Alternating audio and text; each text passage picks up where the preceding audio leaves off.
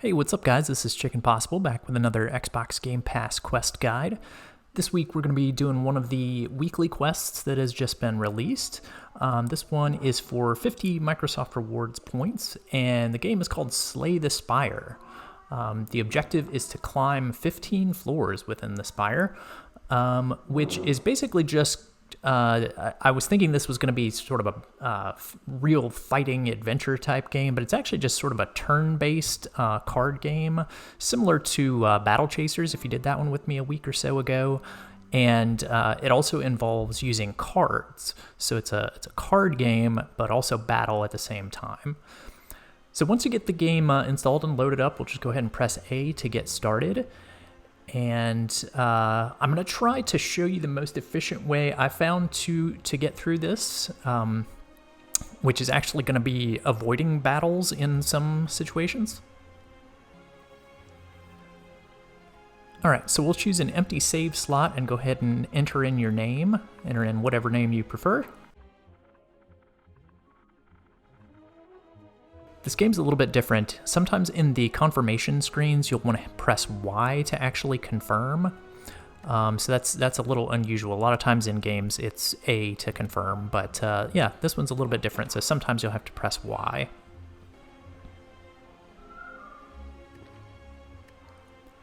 All right, so let's go ahead and choose play, and then we're gonna do a standard Slay the Spire quest. You'll see the daily climb and the custom. Those alternatives are unfortunately locked at the very beginning of this game, so we're gonna have to start with standard in order to start climbing some floors, as they say. The only option that we have here is the Ironclad, so we'll choose that character to start with.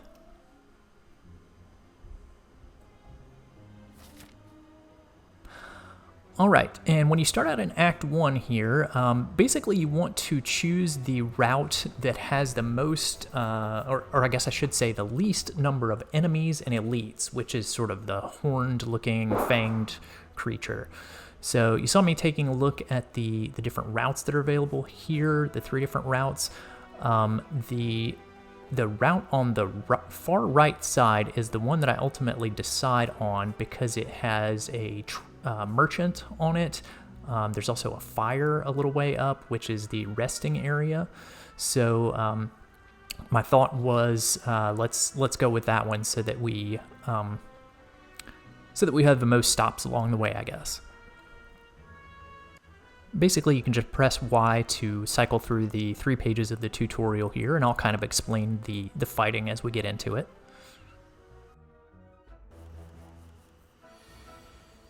All right, as you start your first battle here, you'll basically have only the options to defend or strike. So you'll want to go ahead and strike the cultist figure or whatever enemy you have twice. This was kind of my pattern: strike twice, and when I have one card left to play, I'll use a defensive.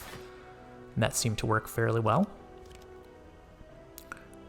Interestingly, during this whole quest, this enemy, this very first one that I fought, was the toughest of any of the enemies. He had the most health, so yeah, they're throwing the most difficult enemy at us first.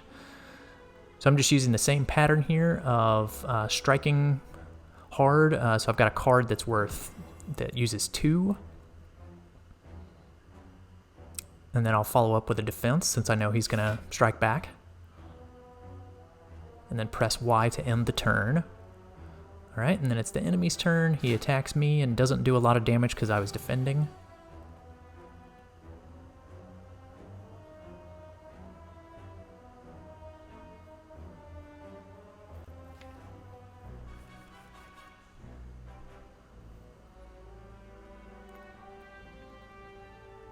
And basically, we're just repeating at this point. We're attacking and then following up with a defense. The strategy seemed to work really well for me. I didn't take too much damage and was able to dispatch most of the enemies fairly quickly this way.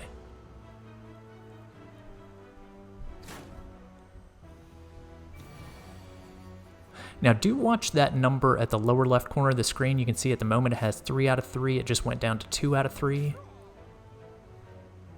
So that tells you how many attacks or defenses you have left. You can press A couple times here to claim your rewards, and then press Y to go ahead and move on to the next area. Sometimes you'll get the option to choose a card here. Not super critical which card you choose. I tended to choose attack type cards.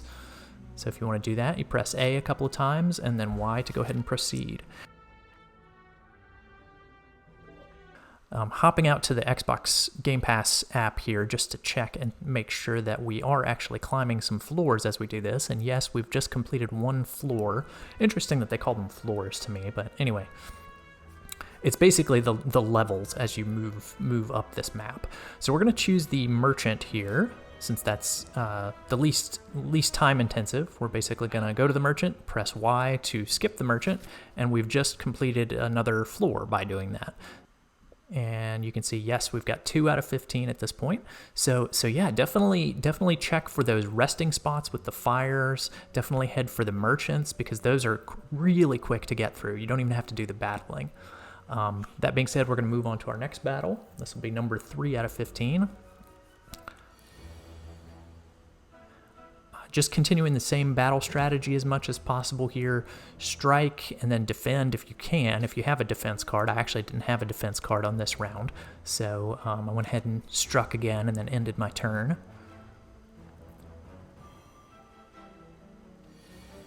All right, and then it's when it's my turn again, I'll attack and then follow up with a defense. Just pay attention to your cards, because sometimes your cards use 2 energy out of your 3. So yeah, if you use a 2 card, then you're only going to be able to do that 1 strike before you defend. Or if you like, you can just attack. You'll probably be fine, because these characters tend to be very simple in the first few rounds.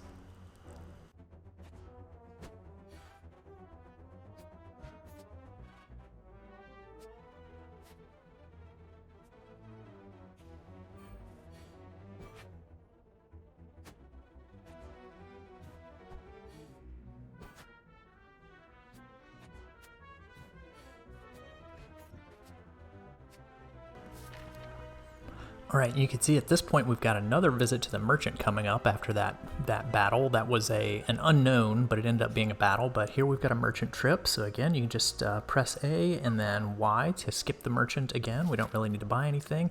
And then lovely, we've got a rest coming up after that. So you can press A a couple times to do a rest, and that will also complete one of the levels for you.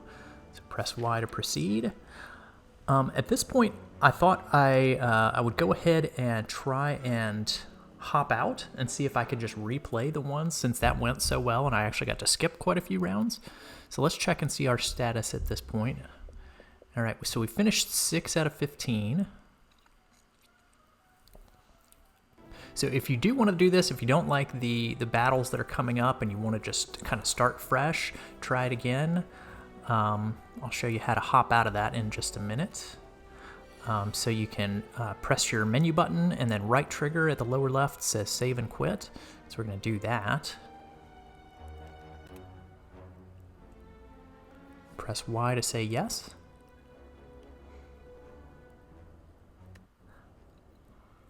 And then you can choose abandon run and Y for yes. And then play again. You can see that Daily Climb did open up, but we're going to stick with Standard since that was going so well. Stick with the Ironclad. And as we get into Act 1 again, you'll see that there are some very, very different options here for the map. So again, I'm kind of making a judgment call on the map here. What do I think, what's the best route that has some rests, that has some merchants mixed in, to where I could possibly skip some of the battles, because the battles take a lot longer than the merchants or the resting. So those are that kind of outlines my ideal things that I'm looking for on the map here. So I decided to go with the middle path here because I clearly saw a merchant and a rest coming up ahead in that middle path. So we're going to go with that one and press A to get started. All right, and we've got a couple more easy enemies. Looks like they're already injured as we're getting started, so basically we can just strike and bash these without even having to defend, because they're not even going to get a chance to fight back. I think the minimum damage that you can do is 6 with a strike, so yeah, if an enemy has less than 6 health, a strike will definitely destroy them. So once again, you can pick a card and press Y to proceed. Now, as I started this one up, this actually wasn't a battle. This is like sort of a decision tree type thing. So whenever I got those were super quick as well. I would just basically choose to leave the whole decision-making process as quickly as I could so that I could just finish it up and complete another level. You can see I had a super fast battle there, so that was awesome.